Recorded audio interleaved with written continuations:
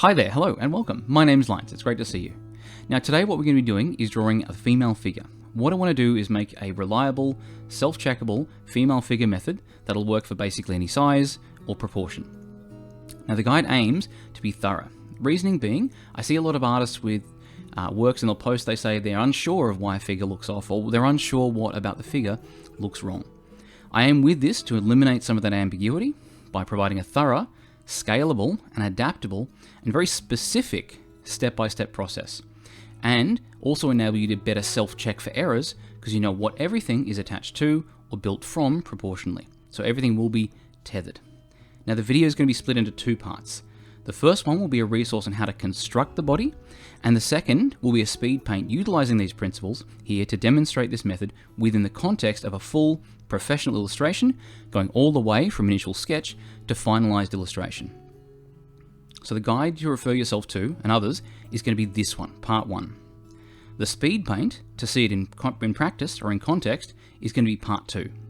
Now there will also be homework provided for you to practice what you've learned today, and we'll have a Discord where you can share this or any other work you've done, get feedback, or just show off your excellent drawing. We have an excellent, friendly and inclusive community that's starting there, so we would love to see you. Now quickly, before we get into it, there is now a Patreon. If you like this video and want videos like this to happen more often, and maybe more reliably, then consider becoming a member. It's about $3 American a month. Now I'll also be adding a second tier that will essentially be weekly or fortnightly grouped classes. Now these classes will be done over Discord. Once we have a concrete idea of what times, what content, and what activities will work best for people, we'll start those up. So links for the Patreon and the Discord, as well as my other socials, will be in the description below. Now, with that out of the way, let's get started. Alright, so let's begin. So the first thing we're going to do is talk quickly about the brush I use. For this, it's a standard hard round brush with pressure for opacity. Nothing else. Moving on then to the figure. So we're going to decide how big we want our figure proportionally. I'm thinking we'll do a figure that's roughly 5 heads tall. What that means then is we'll divide our space for our figure into 5. So the first one will be then for the head, split the remaining places into 4, and maybe a little bit more on the bottom to make them a bit longer. So now with that top section, that's our head section. So we're going to divide that into 5. The top 3 sections of that are going to be the ball for the head, so the main mass of the skull. We'll do a line down the center to help everything be aligned, and then the next one of those fifths will end at the jawline. And now that we know how long the head will be total, we draw a line through the center to mark where the eyes will be, because the eyes are always at the center or below in a head. And we can pop the ears on the side. Now the neck is that last fifth. And now the remaining space we have, we're going to divide that in half, maybe a little bit less than half for the torso on the top half, and the legs will be the bottom half.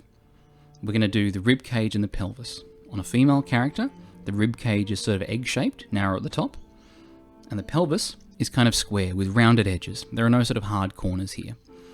Now the rib cage will be slightly more than half the length of the torso. As a sort of general rule, you can make them bigger or smaller, you've got a bit of leeway there, so long as the rib cage is at least as tall as the pelvis is wide, and the pelvis is at least as wide as the pelvis is tall, you're okay. You can move those ratios around, but this is a starting point. So with that done then, we've got our mass for the head, our mass for the rib cage, and our mass for the pelvis. Those are our 3 bone masses. So now we'll add in the shoulders. Now the ball for the shoulder is 1/3 the size of the height of the rib cage. That's how you can avoid getting shoulders that are too small or too big. And very importantly, we're going to connect the collarbones in. The collarbones go from the top of the shoulder ball to the midpoint of the rib cage. Now those are going to be critically important. Now we can also smooth out the neck by adding lines from halfway down the neck that then connect to the top of the shoulder balls. Now with those in place, we split the torso into thirds. Now the top third is where the pectoral muscles will start and finish, the middle third is where the abs will start and finish, and the bottom third is the pelvis. Now that line, that bottom third line, that's where the navel will go. And the navel is actually an important anchor point for a lot of construction. So we'll put that in there. And we'll put a line across for where the pecs would end. And we'll draw lines from the navel to the tops of the shoulders. Where those two lines cross the pecs line, we can draw down now the strip for where the abs would be. And if we put a U shape at the bottom of it that comes about halfway down the pelvis, that'll give us a good area to put that little stomach bulge that you get just below the navel. With that then, we'll split the bottom edge of the pelvis into fifths to get the thigh gap rough. Now you can have that wider or narrower. From the edges of those, draw lines up to the corners of the pelvis for what I'm going to call the watermelon slices, which we'll use later. That's going to define the hip bones. And halfway down again, 2 more lines, and that's where the crease line will be for the thighs. So in blue is the watermelon slices. The line down below them that splits again, like cutting a pizza, that's going to define where the line needs to be for that crease you get around the top of the thighs. So with those then, we can move on to the arms. Now remember to get the distance right on the arms. The ball for the wrist, the bottom of that will line up to the bottom of the pelvis. For its size, the wrist will be 1/3 the height of the pelvis. And the elbow, of course, sits in the exact middle between the shoulder and the wrist ball. Remembering, of course, if you bend the elbow, that you'll always have the same length of the upper arm as the lower arm. That one's worth paying attention to there. Now with the arm lengths out, we'll do a simplified way of approaching the palm. But first, we'll just quickly shape in to remind ourselves that the arms and legs both taper from thick to thin. Overall, they get thinner. They may get bigger and smaller over the course of the length of the arm, but as a generalization, they get thinner towards the end. Now to shape the upper arm, we're going to have a few options. If you want them to be muscular, the first third will bulge, and there'll be another bulge for the next 2/3. If you want them to be slender, the first third will bulge, and it'll go in for the next 2/3. This one, I'm thinking maybe like a neutral or maybe slightly muscular, I'm not sure. Now for the forearm, to get the shape for it, divide it into thirds over its length. It'll get wider for the first third of the forearm, and then narrow for the next 2/3 of the forearm. For an extra bit of accuracy and I guess subtlety to the form, you can try and keep in mind that the inner edge of the wrist will go in, and the top edge of the wrist will bulge out slightly. There's a bit of a curve to it. No bones are completely straight. Bones have a bit of a curve to them, I think, so they can flex or so they don't break or something. Now with that, we've got the basic shape for the arms. So we might want to add then the palms in. Now the palm is a trapezoid. It is as long as half the length or 1/3 the length of the forearm. So divide the forearm into thirds like you just did and use one of those distances to define the length of the palm. Once you've got the palm then, that's a sort of trapezoid that gets wider towards the end, so it's narrower towards the wrist and it gets wider towards the end. You'll then have a base shape for that. Now for a simplified hand, I am going to do a full video on how to do hands later. That's something that they're probably one of the most complicated parts of the body and one of the most expressive, so they very much deserve their own thing. For now, as a quick way of approaching them, mirror the trapezoid of the palm upwards, but shift it over to one side. Split that evenly into 4 lengths, making sure the middle finger is slightly longer than the pointer and ring finger, and that the pinky finger is shorter again. Now halfway up the trapezoid for the palm, on the side of the pointer finger, add a mass out, and then add a thumb point on top of that. Now once you've got those base shapes in, you can then smooth that out and give it a bit more detail, remembering to soften the edges and soften the curves of these hard geometric shapes you're drawing. And we'll keep that there just to keep as a reference as we go, but that's how to make a simplified hand roughly proportioned correctly. Again, we're going to go a lot more in depth. Hands are something you could write a whole book about. I think Andrew Loomis did. So I won't presume to cover the entirety of hands as part of another video. They very much deserve their own topic. So now we're going to do the legs, and again we'll remind ourselves with this bit of sort of pale green there, that legs, just like arms, will always taper overall from thick to thin.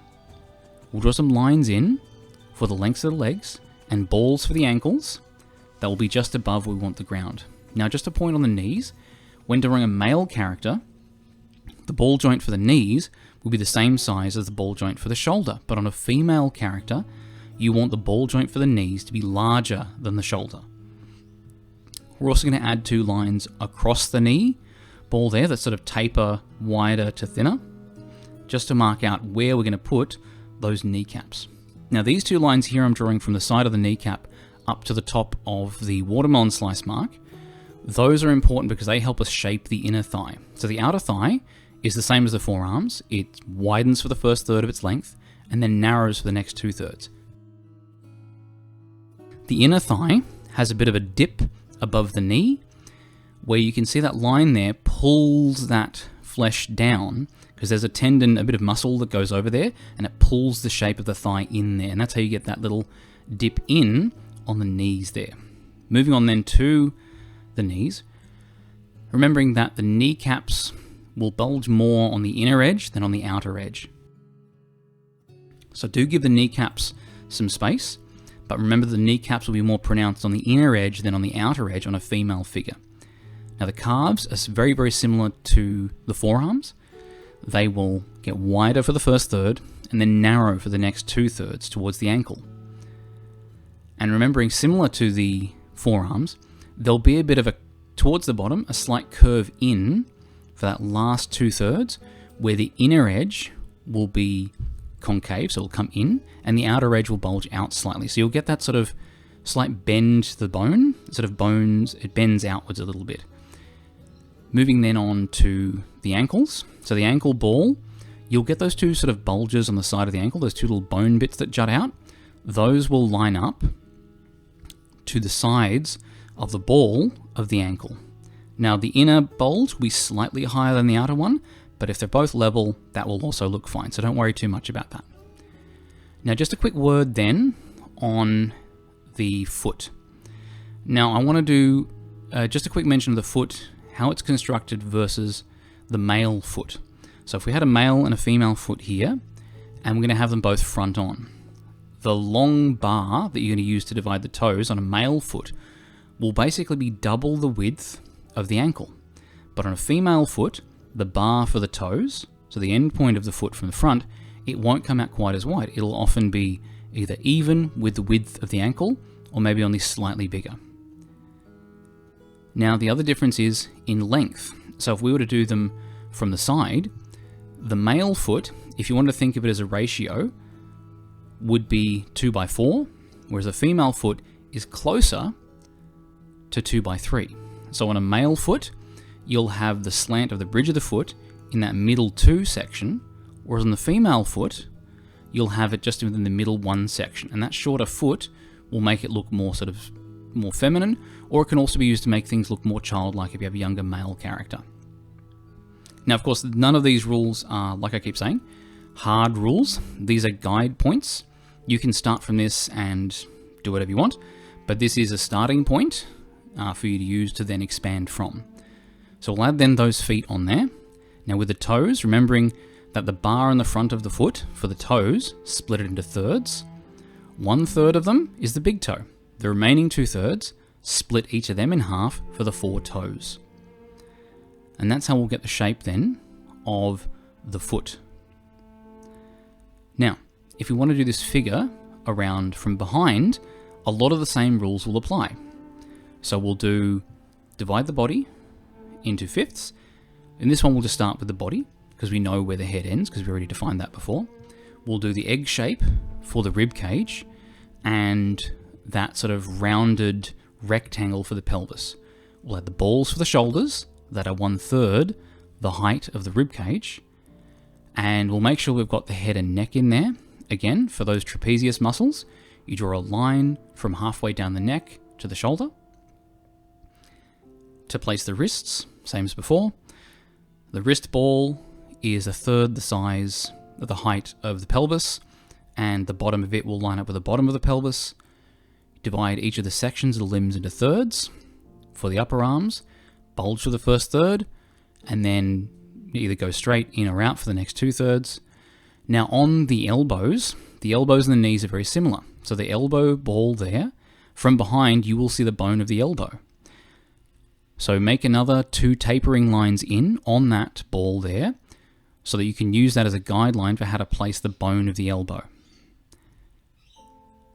Now, that's how to shape the arms and put the bone of the elbow there.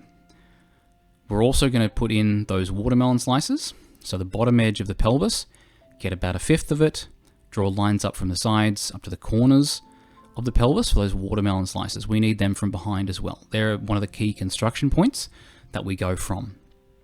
The hands will be roughly the same from behind, of course, with the difference that the thumb will be the furthest back when viewed from the back, and the thumb will be furthest front when we view the figure from the front.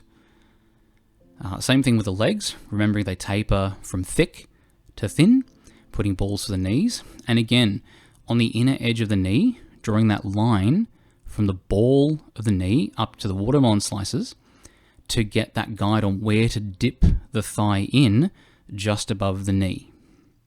And then shaping the outside, the standard rule, break into thirds. It widens for the first third and then narrows for the next 2/3.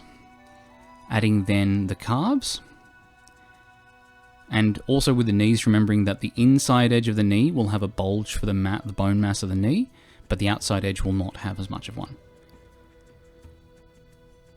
And then on the calves, again, having the bottom part of the calf, having the inner edge curve in and the outer edge curve out slightly to give the legs a bit more of an organic shape. Adding the bone notches on the side of the ankle ball, and again, making sure that if you want to, you can have the outer edge bulge lower than the inner edge, and then drawing out the foot. Now for the back, we're going to draw lines down from the balls of the shoulder, and then draw arcing shapes up about 1/3 of the way across the back to mark out where the shoulder blades will be. So the shoulder blades will take up about 1/3, so shoulder blade and shoulder will be about 1/3, and the middle space in between will be a little less than 1/3, maybe 1/4. It'll depend how strong you want the arms on your figure. Now for the butt, you'll draw a line down the center line of the pelvis about halfway. Once you've done that, you'll come down to the bottom of the pelvis. Once you leave the shape of the bottom of the pelvis, then start to curve it out, down and across to the sides. Remembering that curve isn't an even curve, it curves more towards the middle of the crack, and then it goes almost straight towards the edge. Now, we can then smooth over the shapes in the arm, and we can smooth over some of the shapes around the outside of the leg there. Now, one of the other things I wanted to cover was how we do the details on the back of the knee. There's that little creasing fold there. What that is a junction point where all the muscles of the thigh and calf kind of meet and attach behind the knee. So draw a square in the middle third of the ball for the knee. On each of the 4 corners of that square, draw lines out that then go to join the outer edges of the legs. And then lastly, arch the top and bottom surfaces of that square upwards. Now these don't have to all be described in your final line work, but when you want to know where those shapes go, this is where those shapes will go. We're not going to be showing all these lines in the final work. We're just going to be showing enough of them that we know where they are, and when we want to imply them, we'll have that detail ready. Now, to do it from the side, same thing. Get the head divided into fifths, top 3/5 for the head ball, next fifth down for the jaw, and then we know how tall the head is, the eye line is halfway down. And then adding in the details like the ear and the nose and the eye. A quick word on this, and I'm going to do a head video probably either next or the one after next. It's important to remember that the face is a very depthful thing. It has a lot of in and out movement. It's not like someone's drawn a picture on a balloon. So the eyebrows stick really far out. The eyes sit really far in, and the nose sticks really far out. The eyes go in as far as the nose comes out, and then the mouth goes in again.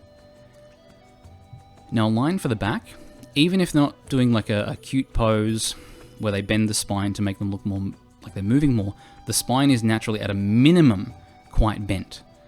So make sure you don't draw a straight spine. Now on the masses of bone, the chest and the pelvis are both actually about equally as thick, as in like depth-wise, they're about the same thickness. So while from the front, they're quite different in size, from the side, they're the same depth. Of course, the rib cage will be longer than the pelvis. Divide then the rib cage into thirds to find out how big the shoulder ball will be, and place that on the rib cage on the edge towards the back, because your shoulders shouldn't come too far forward. Your shoulders should sit on the back portion of the rib cage. Now with that, we can smooth some of the shapes out for the rib cage and pelvis, just to make sure we're working the right surfaces there. And what we want to do is define the hip bone. So what we talked about before with those watermelon slices, that's those diagonal ones that come from the sides of the thigh gap to the top corners of the bone mass for the pelvis. These are the watermelon slices, and these are important structurally. So if you imagine it from like a 3/4 angle, and we're going to make some imaginary cuts through this rounded shape, you can see it cuts and leaves a circular shape there. If you were to cut through it like a watermelon, you'd have a round slice that you'd get. And it would be slightly narrower than the entire width of it. So we want to put a little bit of a cut into that towards the edge. It'll, from the side, look like slightly narrower. Now we only really need the line from the forward, like the front top quarter of that slice, because that's where the hip bone comes out. And we're going to use that to attach the leg to, because the hip bone is the framework that all the muscles of the leg attach to. So it's important we define that, because that is the anchor point that the muscles of the thigh attach to, about half of them. Now drawing in then the line for the leg with the knee halfway down, we're going to draw the shape then of the leg. Now from the side, the leg has some unique shape properties. Now obviously we'll still, like we've got in the guidelines there, taper from thickest at the top down to thinner towards the bottom, so it'll narrow. One of the other things to remember is that with each of the shapes of the leg, the thigh will bulge more on the front than it will bulge on the back. So the thigh comes out forward, but doesn't come out as much back. The shin is the reverse. The shin or calf comes out towards the back and doesn't come out much towards the front. And in fact, it won't come out at all towards the front, because the front of the calf is just the flat shin bone. So with that then, we'll shape it. So the top third widens, the bottom 2/3 narrow. We're going to make sure that we pronounce the front edge of that knee ball for the kneecap that we'll be showing. Now, as far as how to shape the buttocks, you add them and they come out down further, slightly further than the bottom of the pelvis itself. And that crease of the buttock won't be there in all situations. So for instance, if you bend the leg up, the flesh around the butt and bottom part of the thigh will be stretched thinner as it wraps around the leg, and that crease of the buttock will disappear. So remember, that's not always present. That line for the bottom of the buttock, that's only present until the leg bends forwards. If a leg bends forwards and you still have that butt crease, it will look strange. So then coming back to shaping the calf, same rule as before. Top third widens, bottom 2/3 narrows. With, of course, the front edge of the shin from the side not coming out at all, because that's just the shin bone. So those are our figures there. Now let's move on to doing the breasts. Now breasts we're going to do separately, and I want to take them apart on their own, just because they're very fundamentally different to every other part of the body we've constructed thus far. So I'll do a full in-depth guide on how to draw breasts at a later date. This is just how to get them as a basic shape for figure drawing. Now, one of the things that makes them so unique is that they are made entirely of fat. So fat is not like bones, pivoted from one bone to another. And unlike muscles, it is not defined by being connected from one bone to another. Breasts are shaped and placed entirely by gravity, unless you physically manipulate them otherwise. They are literally visually defined by their weight. The less you define them by their weight and by gravity, the less they will look like breasts. They look the way they do because of how they behave and how they are shaped by gravity. Larger breasts will have to sit lower than smaller breasts because they have more weight. Breast size can also be largely independent from the character's build. You can have two characters that are the same size with a different bust size. That said, there is going to be an upper limit of how much you can push that differentiation before you end up with a character who doesn't look right. So push it, but see how far you can go without the character looking strange. Now, with these base shapes in, so the body drawn like we have on the previous section, and a few different sizes to accommodate a few different sizes of breasts, we're now going to start drawing them in. Now, one thing to remember, like we said, gravity will pull them down based on their size. What that means is we have to have a universal unit we can use to move them down. And so what we'll use the shape and size of the breast itself as our metric for how far to put them down. So thinking of the central mass of the breast, the round section, we're going to make a spacer for it that is the same size as that mass of the breast.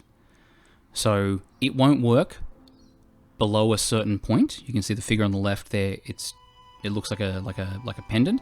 So it's not going to work below a certain point. It won't work below probably the size of a breast, about the size of the ball of the shoulder.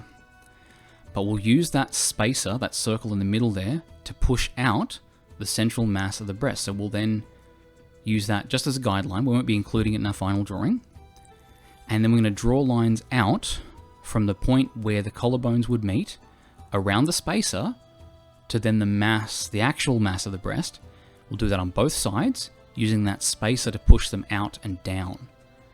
Now, we won't join the lines up in the middle. They don't naturally join up in the middle. You only get cleavage when the shirt pushes them together or hands or whatever. And then we're going to remember that they join towards the shoulders. So those lines, as they go out and around, what they're curving up to is that point on the top of the shoulder. You don't draw it in, of course, but if you want to know where to curve that around to, it's back to the shoulder. Now, you'll also see towards the top edge, they're not just an upside down love heart shape. They actually then go in and join the shoulder and under the arm. So using the shoulder ball, so draw across through them to make a central point of the shoulder ball, you can then have the line of the breast come back up into the shoulder there. And you can add one or more small creases there. You can move those up and down a little bit, but that's a good starting position for them. And you can see here with the medium-sized breasted character, we've got them there. We again draw that crease up into the shoulder, and we've got the spacer in the middle to help make sure we're pushing the breasts out and down enough. Now with the character that's quite slight, we have no real underside edge because it only really comes down and has a lower edge once it reaches a certain size. If it doesn't have enough size and mass to come down and fold, it just won't. And you can see there is a lower limit for it. It just doesn't work below a certain size.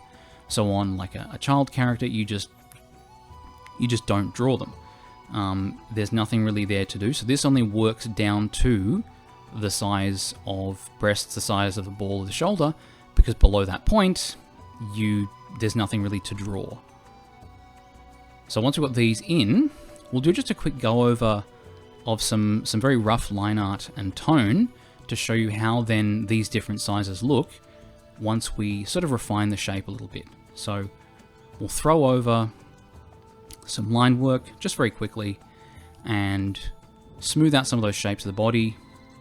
And once those are in, we can draw in then like a one-piece swimsuit just so the algorithm doesn't get upset. Throw down some tone to see if the shapes all work, because tone is a great way to examine your shape and see if it works. In this case, they look okay, and you can see the difference then in what we're describing, and keeping in mind those drop shadows will get bigger and bigger depending on the figure. So now, with that known, we'll apply that to the drawing we've been working on. So we're going to make our spacer. We're not going to keep it. We're just going to decide how big we want the breasts to be. Once we know that, we use that size for the round section to make our spacer, and then we use that spacer to push out the central mass of the breasts. We draw that upside down love heart shape starting at the center point of the collarbones, and then we draw those shapes up into the corners of the shoulder ball.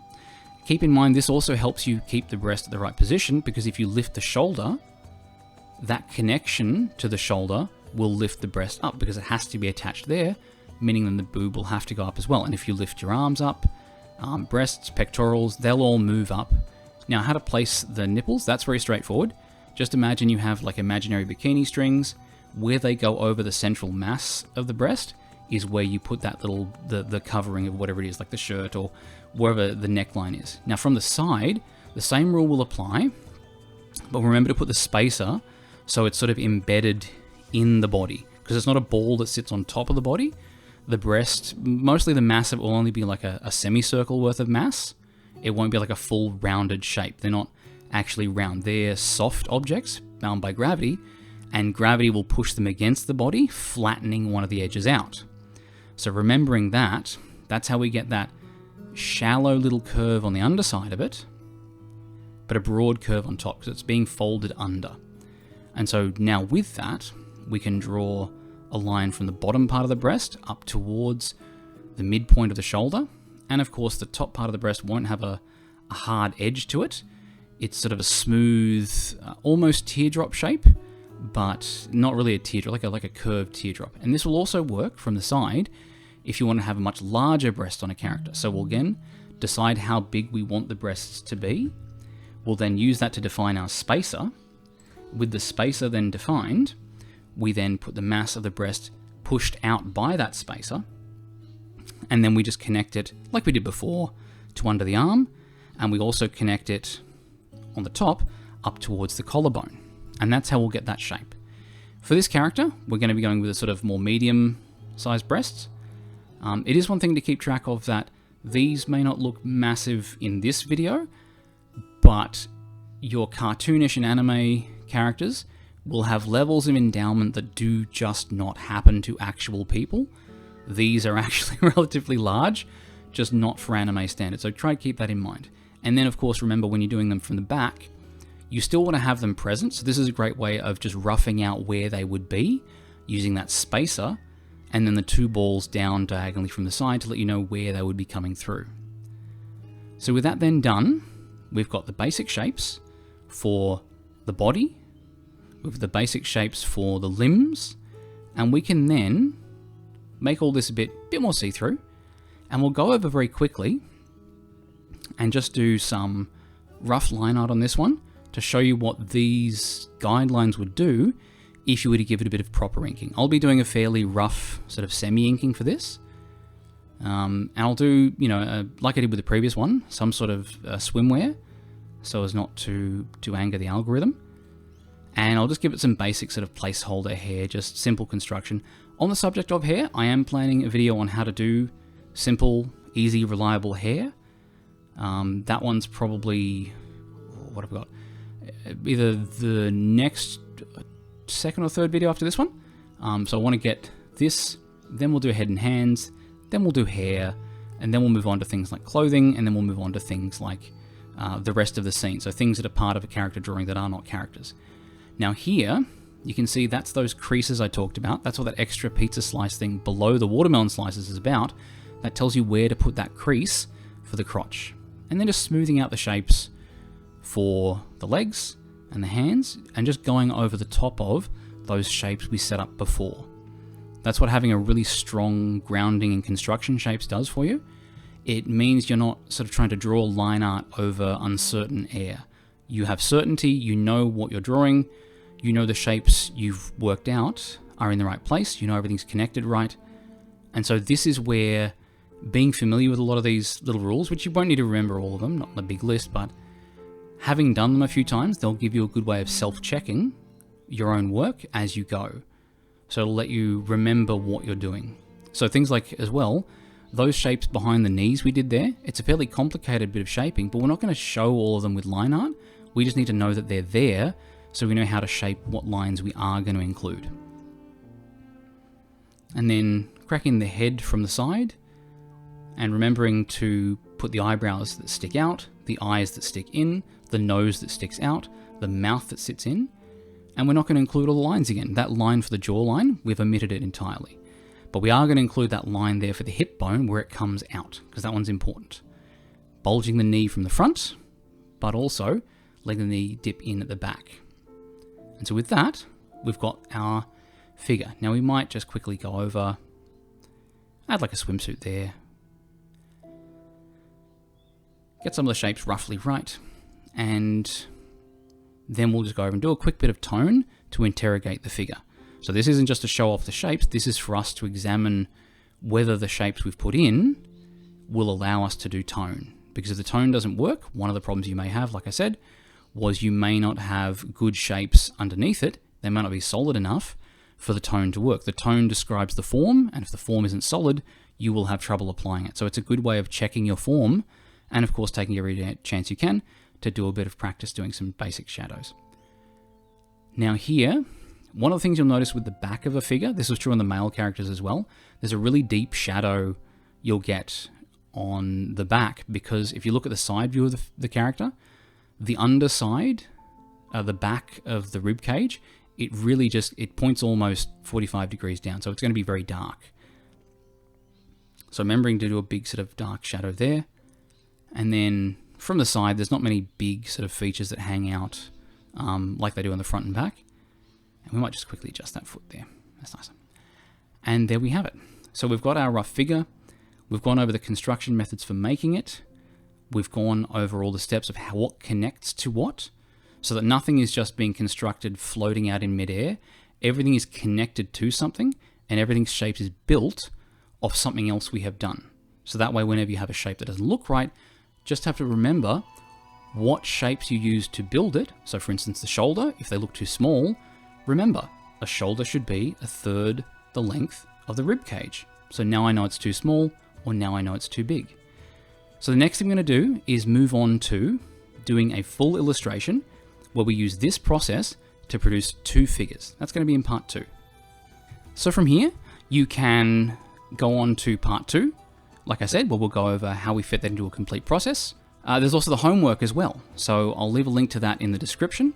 Feel free to have a look over that, have a go of it, pop on over to the Discord, put your results there, show it to some of the other students. I'm there quite a lot, so I'm more than happy to help anyone.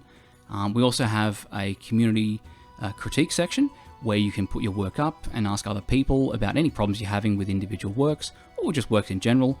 And yeah, I look forward to seeing you there, and I look forward to seeing you in the next video. You have a good day. Bye.